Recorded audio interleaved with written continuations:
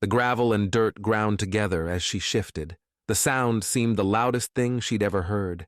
Every pop and crackle of her armor against the earth made her more tense. You're thinking about it too hard. I've seen you move up behind a target on 2 feet without a sound. I know you can move silently on your belly, too. Yes, ma'am. Take a break from that. Come over here and set up. Target is east in that valley. Pen picked herself up and moved to Ash. East looked down from their position into a large valley. A small makeshift training ground sprouted up from the valley bed. She pulled the sniper rifle out of its case, extended the monopod from the buttstock and the bipod from the lower receiver, and settled back down on the ground.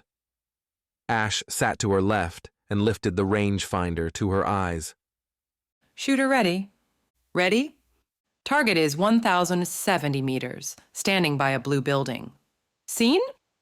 Seen. Large rock directly to their left. Not a rock, a shrub. Good. Target has 2 holes in it. 5 holes. Good. Distance is 1,070 meters. Elevation is 130 meters. That's all I'm giving you today. You don't have a dope, so what's the math? Wind is 5 kph. Temperature is negligible. Gravity is half ES, so we'll have less effect on the higher caliber.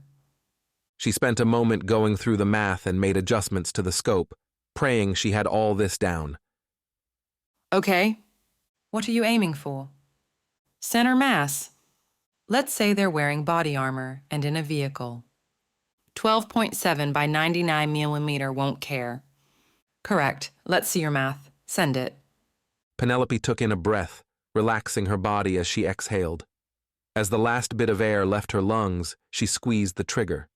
The crack of the rifle was followed by the echoing of the bullet breaking the sound barrier. The kickback of the powerful rifle almost surprised her, but she kept her attention on the target. Ash was watching on the rangefinder. It took just under a full second before a third gravelly kick echoed, though it took a few seconds longer before it reached back to the 2 of them. The bullet struck just past the intended target. Excellent shot, Pen. Really? She looked through the scope, trying to refocus on the target. No, you missed. Fuck! Ash chuckled. Don't worry. For a first go of things, you did well. You didn't master close combat in a week, and you won't master this in a week either. Just remember, you're used to instinct and improvisation, quick thinking. This is different. It's a checklist, math. You take your time, check each box in order, and you'll hit your target. Pen sighed. You'll get it. Now let's pack this shit up. Captain's expecting us back. Huh. Pen sat in her room. They would drop out of FTL soon, and she'd see what this little colony was all about. She flipped the small disc in her hand before setting it on a shelf at chest level and tapping it twice. She took a few steps back and waited for the light. She saluted. This is former Captain Penelope Aster, identification number A238. I will be including a biometric scan to confirm my identity. I make this message to confirm the claims of one Captain Deag of the Blue Nebula and her crew as to the contents of the 3 crates being delivered back into Terran hands. A detailed inventory of the recovered crates will be included at the end of this message. I found the crates aboard a smuggling vessel of some kind, along with an operational defense turret that I was, thankfully, able to deactivate. I can confirm that the turret has been disposed of with the scuttling of the smuggler's ship, as per retrieval denial protocols. The crates I recommended be returned to the UEMC, and the captain has agreed to carry this out in good faith. On a more personal note, I recommend highly that this accounting be turned over to MPs and an investigation into how such equipment found its way out of our hands and to where it was headed be launched. Thank you. She gave another salute before stepping forward and ending the recording. After adding the biometrics and her inventory of the crates, she slipped the recorder into her pocket to give to Deag. Only a few moments later did she hear the increased thrumming of the engine and the minor tremors as the ship dropped out of FTL. Penelope looked over to her neatly packed things before heading out of her room for the bridge. Deag watched his console as the ship dropped into the Raxian system. He engaged sublight engines and set a course for the colony. Given the point they dropped out of FTL, it shouldn't take too long to make planetfall. Gareth, go ahead and inform the colony we're on approach. We can open a communication with them once we are closer. I've already sent the message. They should already be expecting us, but I'll let you know when they respond.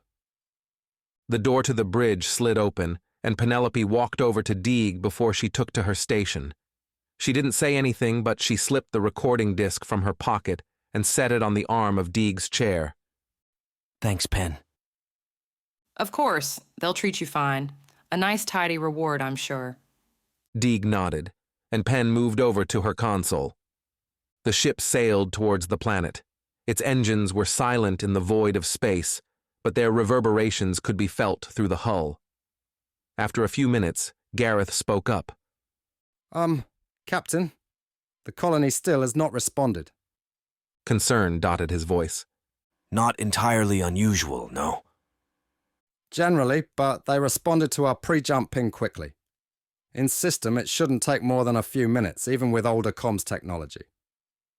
Are we within range to establish direct communication? It'll be spotty, but yes. Hail the colony, then. Hailing. They waited, but no response came. The nebula closed on the planet. I've hailed multiple times now, still no response. Broken communication system, maybe? Or a loss of power? They have us hauling energy cells, but they didn't make it sound like they were in dire straits or anything. Deag lifted a paw to his head ponderingly. They didn't say anything about running low on power? Pen asked. No, nothing of the sort. And they didn't strike me as the sort to not mention their desperation, in fear of us upping the price or anything. The Tinson know I would never do something like that. Just as he finished his thought, an incoming hail from the colony lit up Gareth's console. Here we go, sir. A claw tapped the screen, and a black square showed there was no video coming through. A voice could be heard, though, and it was clearly distressed. Shh. I can't establish a video connection, but I don't have time. Please, you have to help us. What's wrong? What's happening? We have the energy cells. We can land. Deag started. No, do not land. We're under attack. Pirates. I don't have much time. Some went into the town, but the rest are carving their way through the spaceport. Please, you must make contact with the nearest patrol, but they will need proper armaments. The frames have been, I don't know what, but they're lethal beyond imagination. Please, they aren't even demanding anything, they just started killing. What was... Silence has... You're a H... A cacophony of pops came through, followed by silence as the transmission was terminated. The bridge sat in silence for a moment as they processed what they'd heard. Gareth spoke first, jumping into action. Sending out a distress signal. A Tinson patrol should be able to pick it up. They'll come running. Deag looked gravely at Penelope, who only returned the look. What? Gareth asked. That wasn't the sound of an energy weapon. Deag responded. That was the sound of standard issue tar in full auto, 556 rounds. How do you know? Because we have a crate full of them in our cargo hold, and I've been on the wrong end of them too many times to count. I know that popping sound. Deag stood from his chair and began pacing around it. How long till a sufficiently armed patrol can get here? Not soon enough. Not ever, actually. There is nothing a patrol could do against that kind of weaponry, Deag. They'd be slaughtered. Pen stood. Pen, what else is there? A full military response would take far longer. I don't know how humans do it, but it would take cycles for the Tinson's standing military to get here. We can't wait that long. Gareth's frills were practically flapping. I'm not suggesting we do. Pen, I don't like that look. What are you thinking?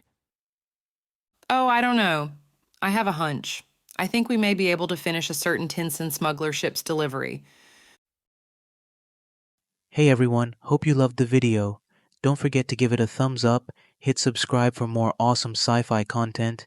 You can also support us by hitting the thanks button at the bottom of the video.